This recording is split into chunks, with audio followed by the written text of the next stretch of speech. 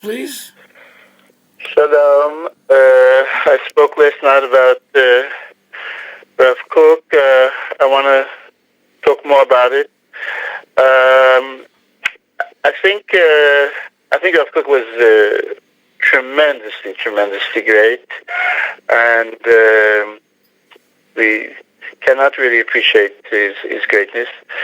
And about the story of the son, the way I understand it, it was an akaida. Now, when Rav Kook came to Yafo, there were all these young Zionist maskilim who were kofer bakol, and he spent a lot of time with them. Rav Schneider.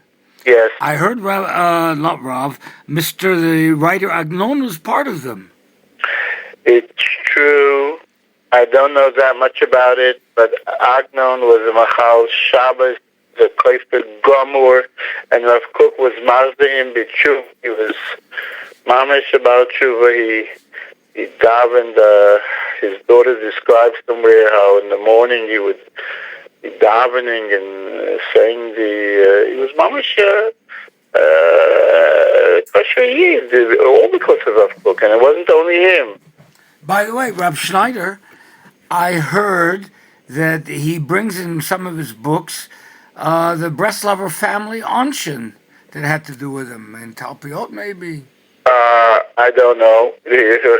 Agnon wrote a lot. There was a period in my life when I was reading him. Somebody one day will show all the lines that he took from breslov. His books are chock full of stuff that he took from all types of Hasidic Sforim. I read an article about it recently that he was like joking with the people who his critics, and he said, "Well, one story I took from Hasidic Sforim, but that's of course a joke. Everything that he wrote, it's all in Hasidic Sforim, and one day there'll be Ma'am to show exactly where everything comes from." In any case, so Rav Kook put in a tremendous effort to be mekav these people, and these people were the elite of the Safrus of that time, and he was mekav quite a number of them. But this caused that his son could not be at home. His son was a young boy. He could not hear all this terrible stuff that was coming out of the mouths of these apikosim, and that caused him to leave home. And Rav Kook Mamish did an akaida that he was makriv his closeness to his son, that his son couldn't be with him because of his decision, that this was his avodah to make a tikkun on these people. Brenner was the only one who refused outright to buy the Rav Kook's chayra, and he was eventually killed in a pogrom by Arabs. That was his tikkun. If he would have listened to Rav Kook, I'm sure he would have lived. In any case, we have Schneider. He couldn't send his son to Eitz Chaim Yeshiva, maybe. He had to send him to Germany. Again, I don't like to speak about things I don't know, but it seems that the hostility, you understand, it all goes round and round and round. That on the one hand, his son could not be at home. On the other hand, the fact that he was close to these maskilim made him ashamed, and his son could not be in Yerushalayim. He could not be there because of he was being hounded. That this is the son of that crazy rabbi in Yafo. Wait, everybody this was in 1910. This was before he came to Yerushalayim. He wasn't so.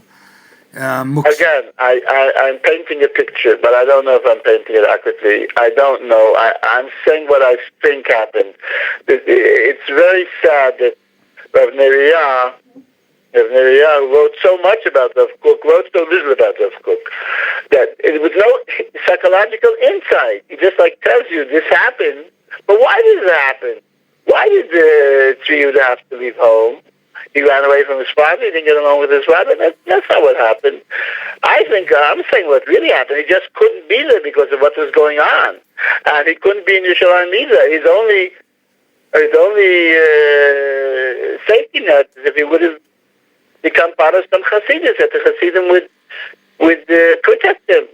And since that almost happened, that the Hasidim understood, maybe not consciously, unconsciously it was happening, and they saw that this is a very important neshama that needs protection, and they can protect them. But Rav Kook stopped that from happening. By Rav Schneider, yeah. I believe it's mentioned that Rav Yisrael Beradesser had Mashu involved in this. I think that's true.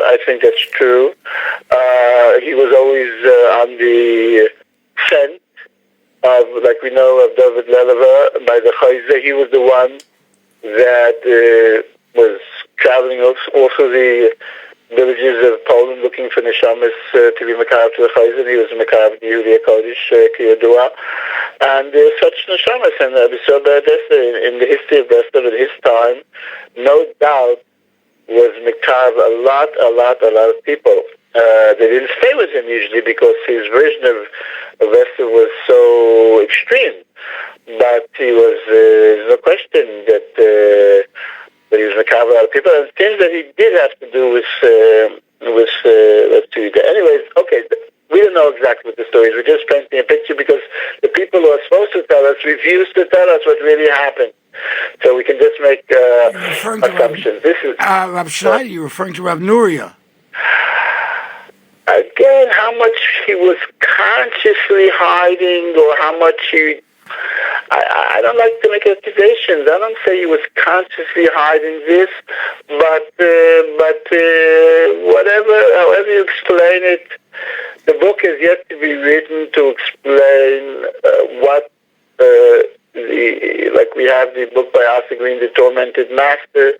Somebody has to write a book about Rav Kook to explain his Mesiras Nefesh. He had tremendous Mesiras Nefesh. He could have lived the Moshe Leilam. He could have had a distinguished career. He was the son of the Aderet.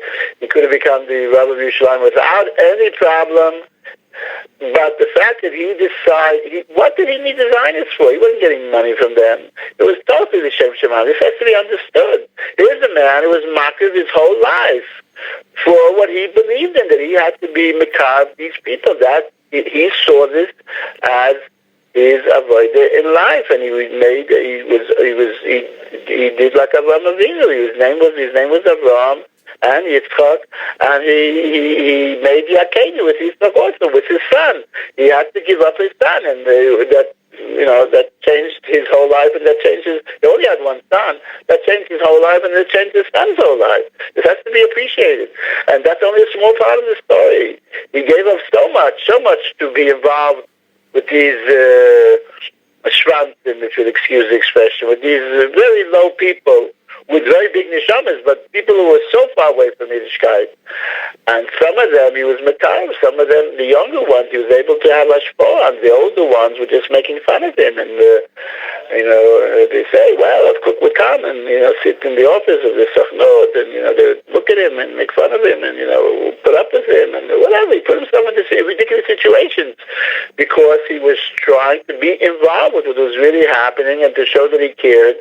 And the same thing with Rabbi Levine. Rabbi Levine also could have been the tzaddik of the whole world, and by Rav Kook instructed him to have to do with the people of the Machteret, and that caused him tremendous suffering. And he gained from it absolutely nothing. It was totally the same Shemaim. This has to be appreciated. People who do such things, people who do... I don't have a career, so whatever Schneider does, I do, but, I'm not sacrificing anything because I don't have anything to sacrifice. But here are people who had careers. Here are people who could have been appreciated by the whole Jewish people, just like the Chavetz Chaim is appreciated.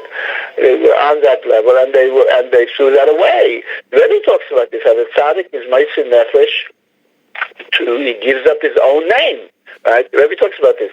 This is what they did. This has to be appreciated. Okay. But what I wanted to talk about also was this thing about how Rav Kook was the ultimate misnaged of the Baal Shem Tov. without putting him down in any way. But this is again what he thought was his mission in life. And what has to be understood is that there's an absurd situation.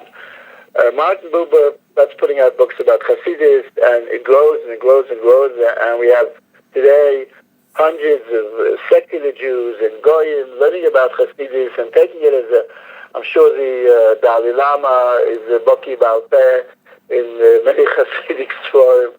We have very high people Goyim learning Hasidus, and on the other hand, we have the whole Kippur Saruga community over the past hundreds of years, which is many big Talmidei Chachamim and really Yirei Shamayim, where to them Hasidus is a joke. It's just like folklore or something. How can this be understood? Rav Kook destroyed Hasidus to a certain segment of the population without firing a shot. He never said a word against the Baal Shem Tov. But he made the Hasidus seem to be passé. It seemed to be an anachronism. Why? Because he was like saying, well, I have fulfilled the Baal Shem Tov's way. I even saw Rav Shirky writes that, yes, the five tzaddikim, he takes the idea of breslov. Yes, it was Moshe Rabbeinu, Rabbi Shimon Bar Yochai, the Ari, the Baal Shem Tov, and Rav Kook. In place of Rav Nachman, he puts Rav Kook, and that's it. Rav Kook is the shlemus of Hasidus, and therefore, what the rabbis are doing is outdated. They didn't catch on what was really happening, and therefore, it's Rahmanis on them. That's the many Kippur Sukkah people. That's the impression that I get. You have people that become a Chacham, and they look at a Chassid, they say, "Oh, this poor Miskei, he doesn't understand." Rabbi Schneider. What? Well, just mention to our listeners, our viewers, that you sit, Rabbi Schneider, Kippur Saruga Yeshiva, Yom HaMalayla these days. Yes, and I am also looked upon as a miskeen, and I had a whole conversation yesterday with a very holy boy called Oded, and he was like telling me, why don't you speak more gently? And I was saying, well, I feel I'm a shaliach of Rabbi Nachman, and I have to protest. I said, well, look, Rav Kook kavar et hachassidut kvuat chamor. ואנחנו מוכנים על זה. In other words, I feel that it is my job to protest against what has happened. That this is a terrible thing that people who are oisik in Torah and don't appreciate what the rabbis are doing. That the rabbis are important to Judaism. It's not a joke what they're doing. Okay. In any case, the Rebbe says in that there's this tree that after 100 years makes a big noise, and I think that's going to happen. Hopefully, that is my hope, that eventually, since there's so much infighting going on by the Kippur Saruga people, that they'll understand that they're in no way better than the Hasidim. As I just look down on the Hasidim, look at these people that are fighting the whole time. Well, it's happening by them also. So they'll realize that the fact that all this fighting is going on is not a sign that there's no spiritual kernel of truth, and a real teaching that Hasidim have to offer. It's not just ideas. Ideas, okay, they take the Sfas Emes. Everybody takes the Sfas Emes. The literature also takes the Sfas Emes.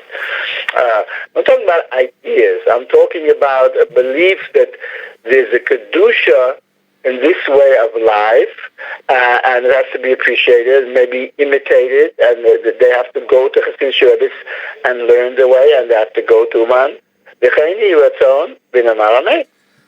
Thank you very much. Amen, amen. Thank you, Rabbi Schneider.